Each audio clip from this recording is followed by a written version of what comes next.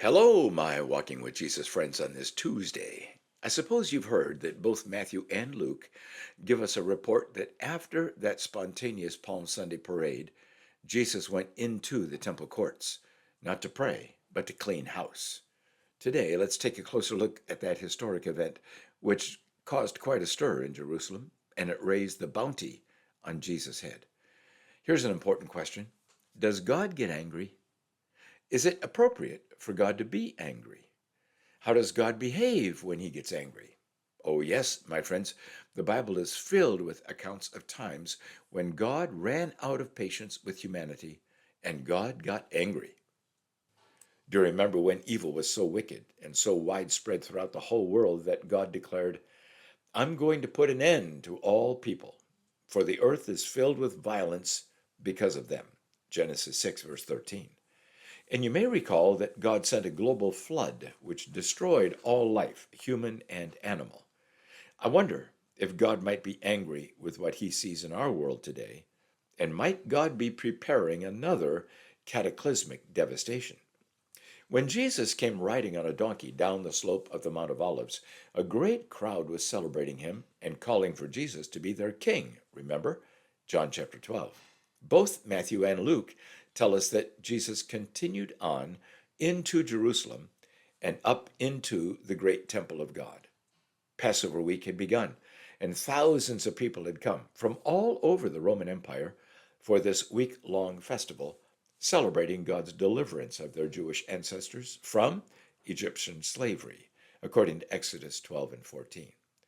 Because so many people had come from so far away, there was a very good business to be had by selling sacrificial animals which had been approved by the religious elite, and also the exchanging of money from whatever currency the travelers used to the temple coin, which was minted especially and only for use at the temple. Sadly, as Jesus arrived that festive day, he found two things which made him angry. First, that these sellers and money exchangers had moved their business booths into the temple courts.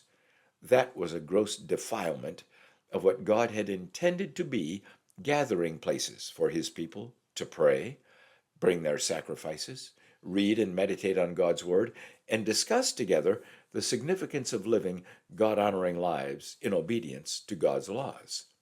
Matthew was very likely an eyewitness to what happened next, and he writes this record.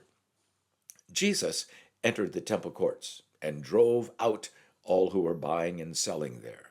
He overturned the tables of the money changers and the benches of those selling doves.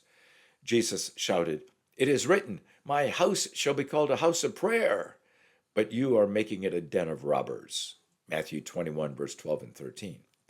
Jesus was quoting a very famous and revered promise of God through his prophet Isaiah, made 700 years before, which declared that God would receive even the foreigners who come to worship him in this place of prayer.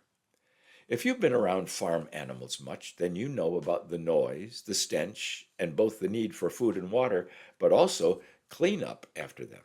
So it should not be difficult, therefore, to imagine the sights, sounds, and smells which Jesus encountered that Palm Sunday in the temple courts, which were being defiled by the pursuit of profit. But more, Jesus accused them of being robbers because they were price gouging on everything, including the money exchange. Everything holy about these temple courts was being defiled by greed and total disrespect for God. Look around your world, my friends. Have you seen an encroachment of business and athletics and enjoyment of every kind upon the Sabbath day, which God intended for refreshment, rest, and spiritual realignment for his people? Do you know many younger families really struggling to make right decisions about the use of Sundays? The Jewish religious leaders were stunned. They both oversaw and benefited from all that was transpiring in these temple courts, especially during very busy Passover week. And they saw large numbers of people bringing their sick friends to Jesus, and Jesus was healing them. The contrast of attitudes in Jerusalem could not have been greater. Many were celebrating Jesus, but also some were accusing him of being a disruption to Passover business as usual. Matthew tells us Jesus walked right through the crowd, going to Bethany, where he stayed the night, probably at the home of Lazarus, Martha, and Mary.